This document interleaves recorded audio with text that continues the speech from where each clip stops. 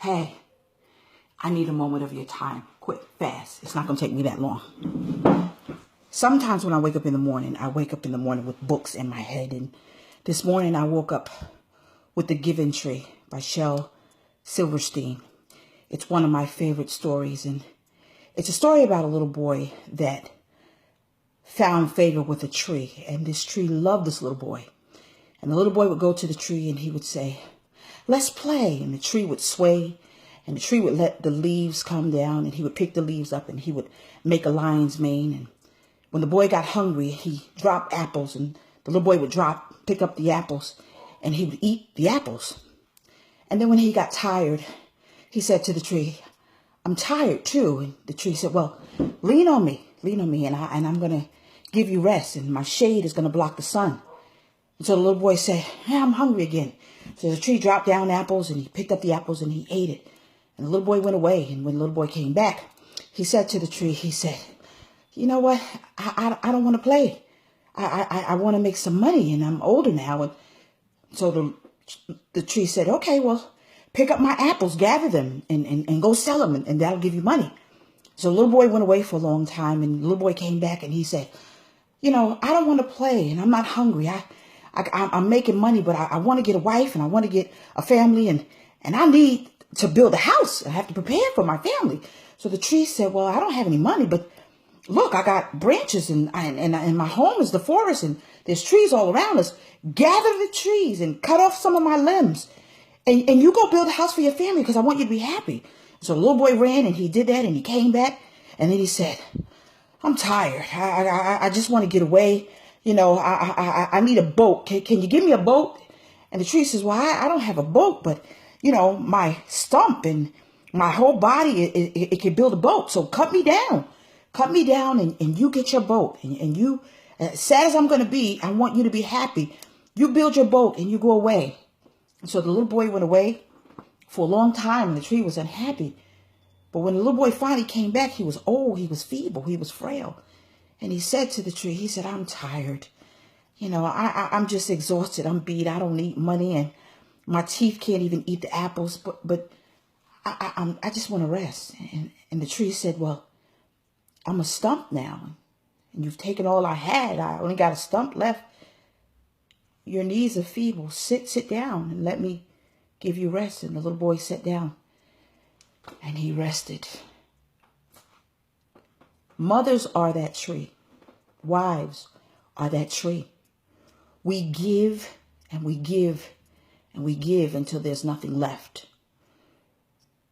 The funny thing about the story is, as I begin to flip through the pages, when I begin to read it to my children as they were babies, nowhere in that story did I hear or read where the little boy nurtured the tree.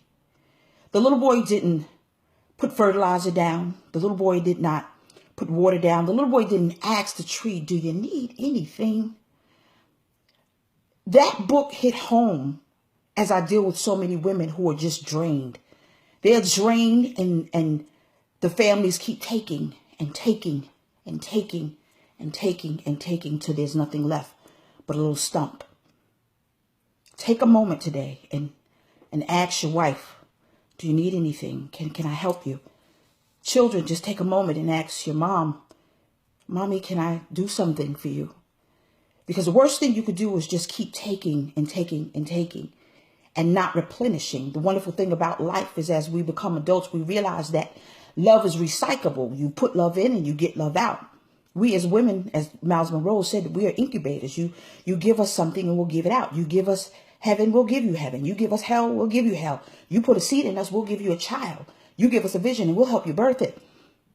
But the little boy was just so selfish, because it's a book about selfishness, where he just took and he took and he took, and he went away and he disappeared for years. But when he needed something, he came back. He came back to her, but yet she kept on giving, and she kept on giving until she became a little stump. And even though she said to him, "I have nothing left," what she had left, she gave it. And one thing about women, we're givers, we're nurturers. We'll keep giving, we'll keep giving. But the person that keeps taking needs to stop and pause and say, "Wait a minute. I got to nurture that thing so she can have something to give me." So many husbands are dealing with women who are angry because you're taking. And what are you putting back into your wife? So that when you come home, you can receive peace. You can receive a meal. You can receive everything that you need. What are children doing to say, Mom, I need, and for her to give of herself, her time, her energy, her finances, or whatever, for you to get it, you have to show her that you're grateful. You have to show her that you appreciate her. I know for my mother, God rest her soul, she went home, but when she went home, I remember that she put so much in me that was beautiful that every Thursday she received fresh flowers from me. Every Thursday, like clockwork. I would take her into the store and I would say, don't get one pair of shoes, Mommy. Get all three. Whatever you want, you get it. I would nurture her and I would sit at her feet and I would glean from her and I would learn from her. And she was able to understand that I not just was her daughter, but I was her friend. The story is so profound. We can learn a lot from children's books. We really can. Because it teaches character. It's a character building process that you put in a child and hopefully it'll stick. But we are the giving trees, women. We give, and we give. And we have people who just take in our family, our husbands and our children. They just take and they take and they take. Because the little boy even didn't say, well, tree, do you need anything? You need me to mow the grass around you, do you? But the tree said, I want you to be happy. Do you realize how strong it is for women to sacrifice themselves? I was speaking to a girlfriend the other day, and I'm going to let you go. And she said that she watched her mother feed everybody, but she never ate. She watched her mother do things, but she didn't do. Because Mommy had counted the pennies to make sure that they ate. And even though she sacrificed it because she didn't have. I remember even as a little girl, I shared the story, and my mother could not afford all of us to have McDonald's at the same time because even though my father worked and he made good money, there were times when she had to budget. And one time she took us to McDonald's on Fulton Street and she bought one Big Mac and she had 4 children. And she cut the Big Mac in 4s and got a large fry. And she gave us a little bit of the French fries, a large soda, and poured us a little bit. And since we were children and babies, that was enough. And she would sit back and she would just watch us eat and she would smile because she was giving us something. One thing about women, we give because it makes us happy. But we're not to be taken for granted because we do that, because God has given us that ability. Understand the story of Adam and Eve. Adam had, Eve received. And so if you're a husband, please understand that your job is to replenish your wife. If you're a mother, your children's job is to replenish you. Don't wait for your birthday, holiday, Christmas. No. That's fine. But get a replenishment day and tell your children, even if they're small and they don't know, today you're going to do the dishes. Today, Mommy needs a break. Today, we're going to give you a coupon, and that coupon is to rub Mommy's back. Because sometimes children don't know, but when children get older, don't allow them to drain you dry. Don't allow your husband, hopefully if he's smart, he'll get this message and say, it's time for me to replenish my wife. The Giving Tree is a wonderful story. I admonish you all to get it if you've never heard the story. And if you've heard the story, apply it. I admonish couples to get it and read it to each other. That's what I would do if I was counseling couples. Read The Giving Tree to each other so that you won't be selfish and you'll realize that your husband or your wife needs replenishment. Women specifically. We need to be replenished. And it's not about sex. Sex is a wonderful thing. You're married, have lots of it. However, when your wife is tired, she won't even tell you because she doesn't want to rattle your feathers. But be man enough to realize it is my job to replenish her. Baby, what you need me to do? Stop by a mall, pick up flowers, get her a card. Tell her every day, thank you. Speak life into her. That makes her feel good. Believe it or not, she's waiting for you, attaboy. She's waiting for it. Pray over her. Get her favorite meal or her favorite cupcake or cookie. When I was married, I remember that I was married before I married Calvin. But I would do something. I would take Hershey Kisses and I would stick them on the seat of my husband at the time. He didn't appreciate it, and that's why we divorced. Oh.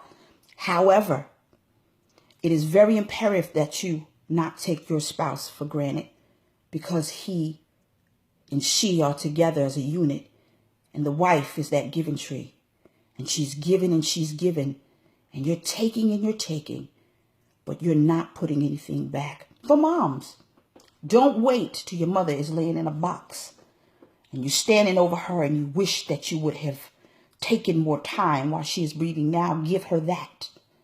Give her time and give her her attaboys and call her up and say, Mommy, I love you.